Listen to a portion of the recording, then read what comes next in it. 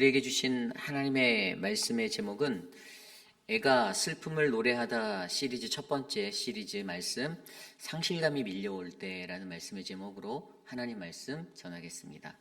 애가 슬픔을 노래하다 시리즈 첫 번째 시간 상실감이 밀려올 때. 우리가 오늘부터 묵상하게 되는 이 애가서는요, 남유다의 왕국이 멸망하고 이제 그 멸망의 모든 자리에서 수많은 백성들이 포로로 끌려가고 또 그렇게 남겨진 아주 빈약한 사람들이 남유다 땅에 남겨져 있는 그 모든 상황들을 바라보며 저자 예레미야 저자가 기술한 그러한 하나님의 말씀입니다. 많은 사람들이 이 저자에 대해서 이제 예레미야라고 생각하고 있어요. 물론 확정적으로 이 서에서 나온 것은 아니지만 그래도 많은 신학자들은 그래도 예레미야가 이 표제처럼 예레미야 애가라는 이 표제처럼 예레미야가 그 모든 상황들 가운데서 슬픈 마음으로 이 예레미야서를 썼다라고 그렇게 기억하고 있습니다. 이 예레미야서의 히브리어 그 원어는 에카라는 단어예요. 에카. 우리가 이 원문 책에서도 우리가 볼 수 있듯이 에카라는 단어는 어떻게 이제 슬프다 어찌하여 이런 단어예요. 그러니까 탄식의 감정이 담겨져 있는 표현이죠. 이 멸망한 예루살렘을 애도하는 마음으로 이 BC 586년도에 완벽하게 멸망한 그 남유다의 모습들을 바라보고 예루살렘 성의 무너짐을 바라보며 포로로 끌려가는 수많은 사람들을 보고 성전이 파괴된 그 자리를 바라보며 애도의 마음을 가졌던 이 저자의 심정이 바로 이곳에 담겨져 있습니다. 이 영어로 보면 이것은 lamentation이라고 하잖아요. 그러면은 이것은 뭐 비탄의 소리, 비탄하다, 애도하다 이런 의미인데 어찌되었든 중요한 이 예레미야 애가서는요, 말 그대로 아주 슬픔의 탄식이 담겨져 있는 그러한 책입니다. 한 나라의 멸망, 하나님의 백성으로 이끌림 받았던 나라가 멸망한 그 자리, 그 모든 자리들을 바라보며 예레미야가 느끼는 그 비통함의 마음, 그 슬픔의 마음, 어떻게 해야 하나, 어떻게 마음, 그러한 마음들을 앞으로 우리가 계속해서 묵상하는 예레미야 애가서를 통해서 우리의 마음 가운데 다시 한번 되새기고 우리의 삶에 적용하는 거룩한 시간이 되시기를 간절히 축원합니다. 그래서 오늘 말씀의 제목은요, 바로 애가 슬픔을 노래하다 시리즈 첫 번째 말씀으로 상실감이 밀려올 때라는 말씀을 나눠보려 합니다. 여러분, 우리가 인생을 살면서 상실감을 느낄 때가 있어요. 상실감이란 무엇입니까? 상실감이라고 말하는 것은요, 무언가 내가 어떤 무언가를 잃어버린 후에 우리의 마음속에서 일어나는 그 감정의 느낌의 상태예요. 그렇죠? 이건 하나의 감정입니다. 내가 어떠한 것을 붙잡고 있다가 놓쳐버리게 되고 얻지 못하였을 때, 내가 기대했던 것들이 나의 삶을 채우지 않을 때, 많은 사람들은 거의 대부분 상실감을 느끼게 됩니다. 그만큼 자신이 기대했던 것이 컸을 수도 있지만, 기대가 큰 만큼 상실감도 더 커지게 되어져 있는 것이 인간이 갖고 있는 본연의 감정의 그러한 모습이에요. 그런데 여러분, 오늘 예레미야는요, 이 예레미야 애가서에서 그가 느끼는 상실감에 대해서 가장 먼저 이야기하고 있습니다. 이 사람이 느끼는 이 감정의 마음이 오늘 예레미야도 자신이 믿었던, 자신이 지키려고 하였던 하나님의 나라, 남유다라는 그들의 멸망 앞에서 아주 큰 상실감을 경험하고 느끼고 있었다라는 것이죠.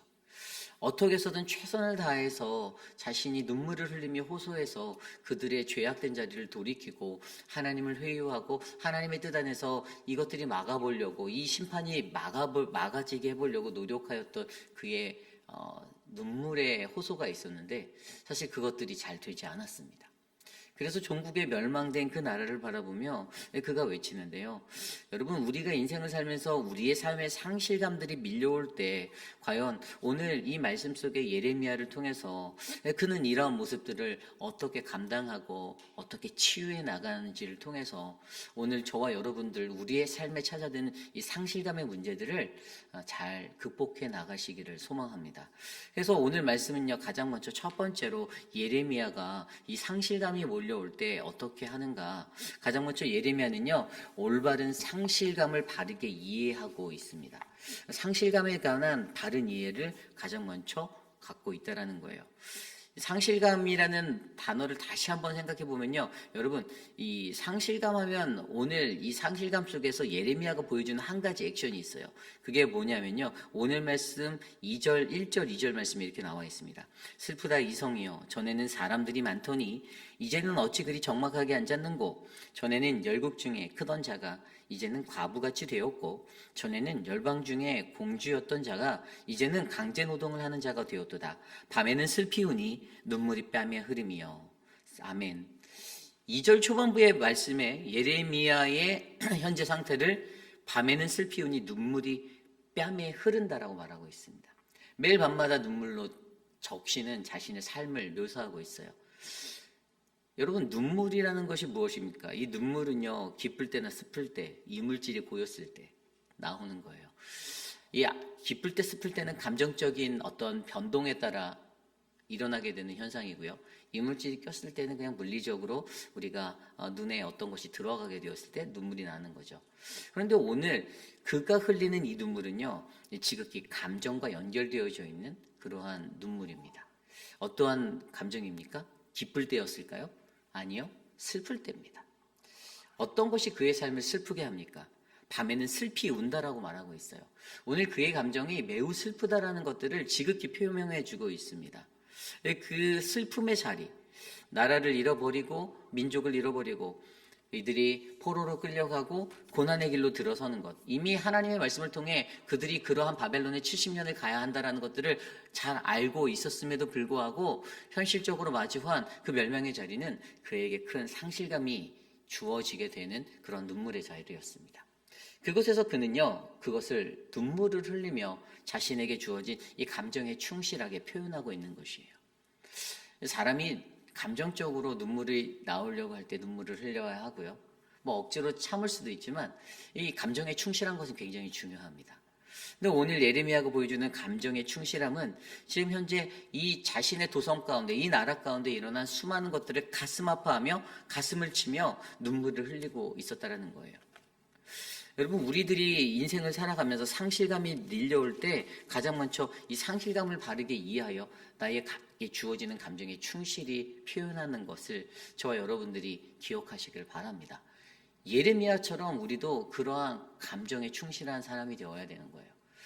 이 감정에 충실하다고 해서 어긋난 감정, 그냥 욱해 오르고 어떤 감정적으로 요동치는 그러한 어떤 격변 있는 그러한 내 감정이 아니라 내 감정을 다스리지만 내 마음에 슬픔이 찾아오는 그 애통한 마음을 하나님 앞에 눈물로 호소할 수 있는 예레미야와 같은 그러한 삶의 모습이 저와 여러분들에게 필요하다는 것입니다. 상실감이 밀려올 때 가장 먼저 여러분, 우리는 이 감정에 충실할 수 있는 이 올바른 이 상실감을 바르게 이해하시고 우리의 감정을 하나님께 맡기며 나아가는 믿음의 사람들이 되시기를 간절히 축원합니다. 오늘 두 번째로 이 감정에 충실함이 있었던, 이 상실감을 바르게 위해서 감정에 충실함이 있었던 이 예레미야의 삶이 어디로 이어지냐면요, 오늘을 감사하며 살 수 있는 그러한 자리로 나아갑니다. 이것이 무슨 말인가 하면요, 환난과 시험을 당하니 옛날의 추억을 회상하고 있는 예레미야를 바라보게 하죠. 아까 읽었던 1절 말씀에 세 가지로 예전과 오늘을 비교하는 것이 보입니다. 전에는 사람들이 많더니 이제는 어찌 그리 적막하게 앉았는가. 전에는 사람들로 도성이 붐볐던 곳이었어요. 그런데 지금 어떻게 됩니까? 지금은 적막해져 있습니다. 두 번째는요, 모든 나라 중에서 위세를 떨었던 그러한 자가 과부처럼 되었다라고 그 뒤에 표현하고 있습니다. 세 번째는요, 여왕처럼 군림하던 자가 조공을 바쳐야 하는 이 노예가 되어 있다라고 비교해서 전과 후, 비포와 애프터를 설명하고 있어요. 왜 이런 비교의 법칙을 사용해서 그가 회상을 할까요? 이것을 좀 더 자세히 들여다보면 7절 말씀에 이렇게 나와 있습니다. 예루살렘이 환난과 유리당하는 고통을 당하는 날에 옛날의 모든 즐거움을 기억하였으며 그의 백성이 대적의 손에 넘겨졌으나 그를 돕는 자가 없었고 대적들은 그의 멸망을 비웃는도다. 아멘. 여러분, 인간이요, 환난과 시험과 고통을 당하니 어떻게 됩니까? 옛날을 생각합니다. 소시적 생각해요. 옛날이 그리운 거예요. 오늘 현재에 충실하고 오늘에 감사하며 살아가야 하는 인간이 오늘이라는 삶을 살 때는 그걸 못 살다가 오늘이 지나고 미래 이후에 상실감이 찾아오는 그런 아주 어려운 순간을 마주하면 이 사람의 근성이 옛날 생각하고 옛날 얘기하게 되어 있다는 것이에요. 이 인간의 본성 중에 하나예요. 여러분, 고통당하기 전에 오늘을 미리미리 감사하며 살면 정말 행복하고 정말 은혜가 되는 삶일 텐데, 오늘 하루는 살 때는 불평과 불만을 수시로 쏟아놓고 털어놓으며 살아가다가 꼭 뭔가 컴플레인하고 불평하고 원망하고 그렇게 살다가 이제 그러한 것조차 없어지는, 그 기회조차 날아가 버리는 그 나락의 삶에 갔을 때는요, 그때가 그리웠다라고 이야기하는 인간의 모습을 설명해 주고 있는 거예요. 상실감이 찾아왔을 때 이 상실감 속에서 마주하였던 이 예레미야가 비교하는 모습이 뭐였죠? 이전과 오늘이었어요. 예전에 그렇게 성을 붐볐던 수많은 인파가 이 도성 안에 많이 있었는데 지금은 적막하게 되었어요. 개미새끼리 한 마리 찾아볼 수 없게 된 거예요. 모든 나라 중에서 위세를 떨쳤던 그러한 자가 이 나라에 있었는데 지금은 다른 나라에게 업신여김을 당하고 조롱을 당하고 그냥 그렇게 수치를 느끼게 되는 과부처럼 되어져 있다는 것이에요. 여왕처럼 힘을 갖고 권세로 군림하던 자가 이제는 다른 나라에 조공을 바쳐야 하고 노동력을 바쳐야 하는 포로가 되어져 버린 신세가 되었다는 것입니다. 그래서 그의 마음속에 뭐죠? 아, 옛날이요 하는 거예요. 아, 옛날이요. 옛날이 좋았는데 전에는 1절 말씀에 3번이나 전에는 그렇게 예레미야가 회상하고 있습니다. 인간이 환난과 시험을 당하니 옛날을 추억하는 이 회상의 법칙을 갖고 살아간다라는 거예요. 이게 인간의 마음입니다. 내가 어려울 때, 내가 가장 힘들 때 하나님 앞에 감사하며 살 수 있는 그 마음을 잃어버렸던 그 옛날을 생각하지 못하고 오늘도 감사하고 또 감사하고 주님 오늘 주신 이 하루에 내가 최선을 다하겠습니다라는 이 결단으로 살지 못하고 오늘 내게 찾아온 이 위기적인 삶 가운데서 환난과 시험을 당하니 그 옛날이 그립다라고 말하는 이 인간의 모습을 바라보며 오늘 그의 모습은 바로 오늘을 감사하며 우리가 이 땅에서 살아가야 하는 믿음의 사람들이 되라라고 우리에게 말씀해 주시는 겁니다. 여러분, 오늘 하루에 감사하며 사시기를 부탁드립니다.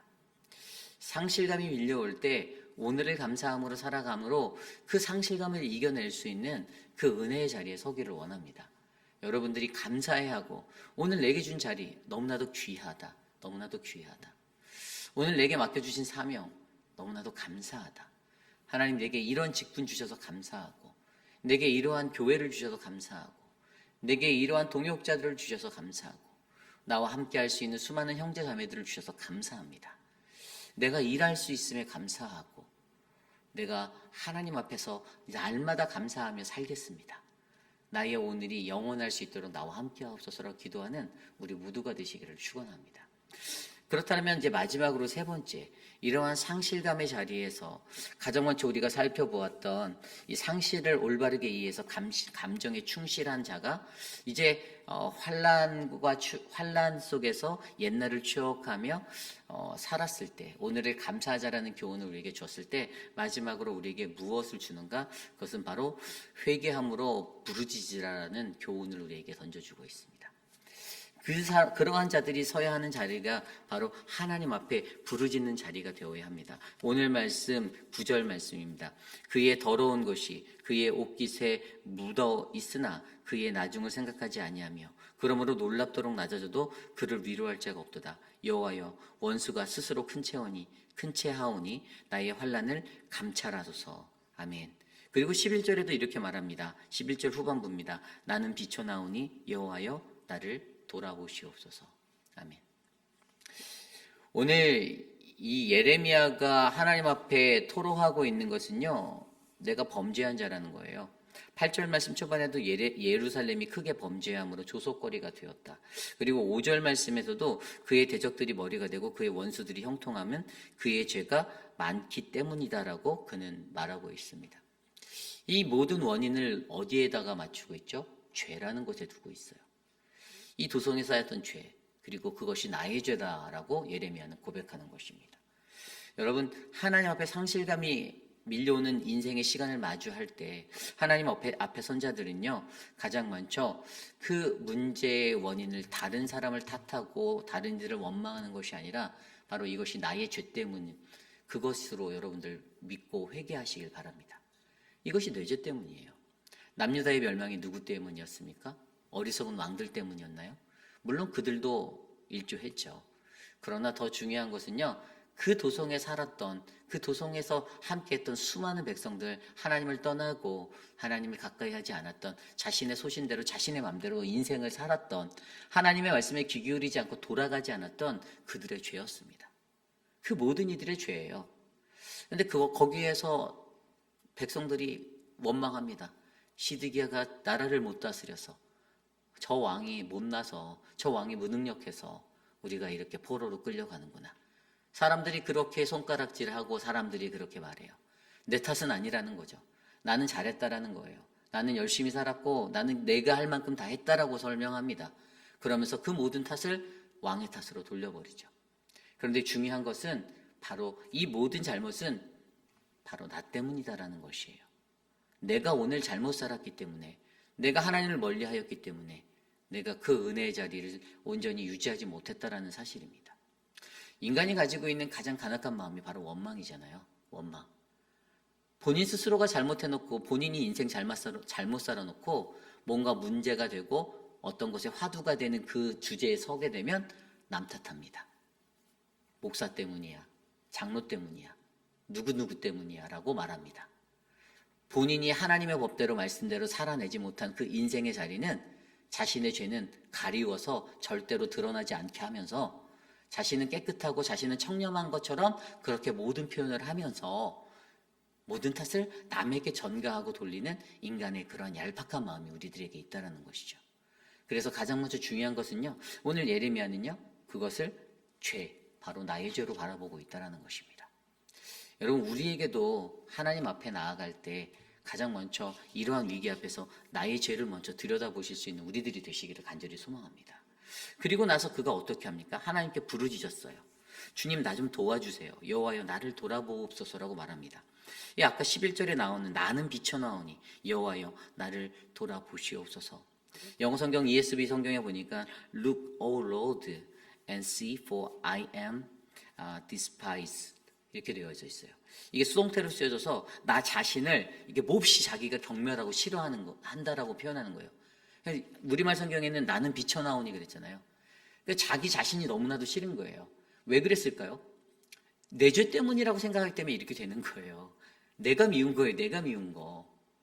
자신을 경멸한다라고 표현한 I am a despised라는 이 단어는 내가 너무나도 내 죄가 너무나도 추하고 이게 느껴지니까 내가 그러한 존재라고 하는 거예요. 여기에서 예레미야가 you were despised 이렇게 말한 게 아니라 너가 경멸스러워서가 아니라 I am despised 됐다는 거예요. 내가 경멸스럽고 내가 몹시 싫은 내가 그래요 라고 말하는 거예요. 여러분, 사람들에게 있어서 오늘 예레미야가 던지는 이 부르짖음은요, 하나님 나는 죄인입니다라는 말이에요. 하나님 나를 용서하옵소서, 나 좀 도와주세요. 주님 나 좀 돌아봐 주세요. 나를 봐주세요라고 얘기하는 그 외침은, 이 간구는 오늘 자기 자신이 얼마나 부족하고 얼마나 지저분하고 얼마나 최악의 인간의 모습인지를 하나님 앞에 고백하며 주님 나 좀 살려달라고 간구하는 그 구원의 외침이에요. 구원을 바라는 사람이, 진정한 구원을 바라는 사람이 이 모든 죄를 내가 안고 내가 죄인입니다라고 고백하며 하나님의 도우심을 구하는 그 은혜의 자리로 그가 나아가고 있다는 것입니다. 여러분, 그의 부르짖음이 왜 일어났습니까? 오늘 말씀에서는요, 위로할 자가 없다라고 설명하고 있어요. 위로할 자가 없어서. 여러분, 그를 위로할 사람이 없는 거예요. 그런데 주변을 둘러보니까요, 원수가 의기양양합니다. 그래서 그가 외치는 거예요. 나의 환난전 돌아봐 주세요라고 그가 9절에 말하는 거예요. 원수들이 기세등등하게 살아가는 걸 보니까 이거는 진짜 자기의 처지가 너무나도 힘든데 하나님께 도움을 구할 수밖에 없는 상황인 거예요. 그래서 스스로가 자신의 죄를 고백하고 고통을 토로하며 하나님 앞에 부르짖는, 그 구원을 호소하는 이 자리로 나아가는 이 부르짖음이 있다는 것이죠. 여러분, 이 나의 죄 때문에 어떠한 결과가 일어났다고 오늘 말씀 전합니까? 남유다가 가졌던 죄 때문에 오늘 말씀에서 조금 앞으로 나가보면 5절, 3절부터 5절에 보면요. 그들이 3절에 그들의 평안이 없어졌다고 말합니다. 이게 뭐냐면 포로가 되어서 남의 땅에 살게 되어서 이제 평안이 없어지는 인생이에요. 자신의 눈에 들어오는 것, 그의 눈에 보이는 것이 무엇이었냐면 평안 없는 사람들의 모습이 보였어요. 다 포로 생활하거든요. 피폐해요. 너무나도 힘들어해요. 그들의 마음에 평안이 없어 보여요. 두 번째로 눈에 보이는 게 4절이에요. 처량함이 보이는 거예요. 텅 빈 도성이 보입니다. 텅 빈 성읍이 바라보여요. 너무나도 적막합니다. 이 처량함이 느껴지고 있어요.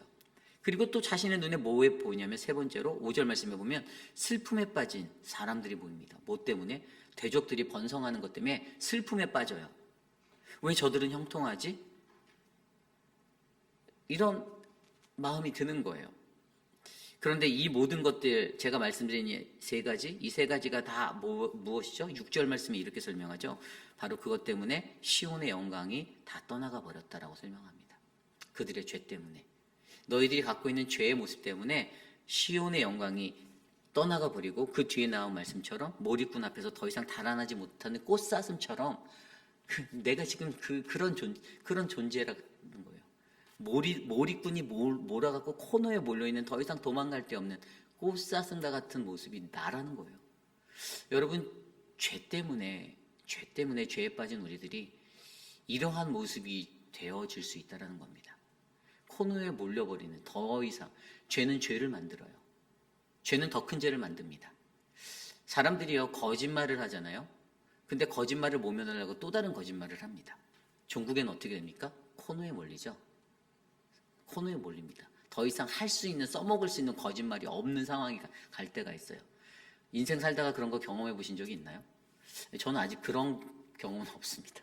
그런데 거짓말 잘하는 사람들 보면요, 자기가 잘해서 피해갈 것 같지만 결국에는 코너에 몰리게 되더라고요. 여러분, 하나님은요, 그리고 하나님의 사람들은요, 다 압니다. 어떤 것이 진실인지. 아무리 유창한 말로 떠들고 아무리 다른 사람의 귀에 솔깃하게 던져도 하나님의 진리는 언제나 살아있기 때문에 이게 다 드러나게 되어져 있는 거예요.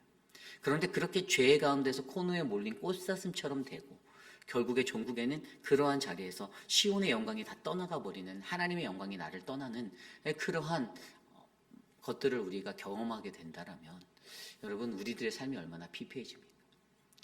오늘 말씀에서 여러분, 저와 여러분들에게 예레미야는요, 상실감이 밀려 들어올 때, 상실감이 몰려올 때, 상실감이 마주하게 되는 그 상황 속에서 자신의 감정 가운데 자신의 감정을 충실히 표현하며 올바른 상실의 해결을 해나가려고 노력하고 있습니다. 그가 그것을 어떻게 합니까? 감정적으로 충실하게 표현합니다. 눈물을 흘리며 표현합니다.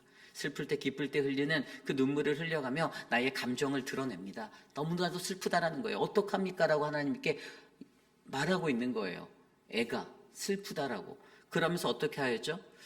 환난과 시험을 당할 때 옛날을 회상하는 거죠. 옛날을 회상하며 오늘을 감사하는 법에 대해서 고민하고 생각해 본다라는 것입니다. 옛날에 이랬는데, 저는 이랬는데 지금 왜 이러지? 옛날엔 이랬는데 지금은 왜 이럴까? 이 회상 법칙을 통해서 오늘이 내게 얼마나 중요하고 소중한 날인지를 깨닫게 된다는 거예요. 그리고 그 삶을 통해서 어떻게 연결합니까? 나의 죄성, 나의 죄인됨, 나의 죄악된 모습을 하나님 앞에 고백하고 토로하고 하나님 나 좀 도와주세요라는 구원을 요청하고 있는 예레미야의 부르짖음이 우리에게 들려지고 있는 것입니다. 여러분, 상실감은 이렇게 해결해야 하는 거예요. 우리가 상실감을 마주했을 때 우리는 우리의 감정에 충실하여 하나님 앞에 나아가 엎드려 기도하고 간구함으로 이 상실감을 이겨낼 수 있는 믿음의 법들을 배우셔야만 합니다. 저와 여러분들에게 오늘 이 하루를 살아가며 어떠한 그 가장 나를 고통스럽게 하는, 이 현재를 살아가며 가장 고통스럽게 하는 그러한 것들이 느껴질 때, 상실감에 밀려올 때, 그때 여러분 초라함이 느껴지고 그러한 것들이 느껴질 때 여러분은 무엇을 하시겠습니까? 오늘 예레미야를 통해서 우리에게 말씀하시는 그 믿음의 원리가 저와 여러분들의 삶을 덮기를 간절히 축원합니다. 오늘 주신 말씀을 놓고 함께 기도하기 원합니다.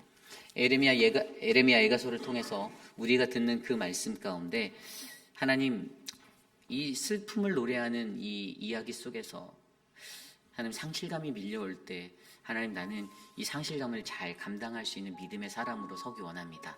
하나님, 내게 주시는 그 모든 상실감들을 주님의 말씀으로, 능력으로, 기도로 하나님 앞에 엎드려 이겨낼 수 있도록 도와주옵소서. 함께 기도하겠습니다.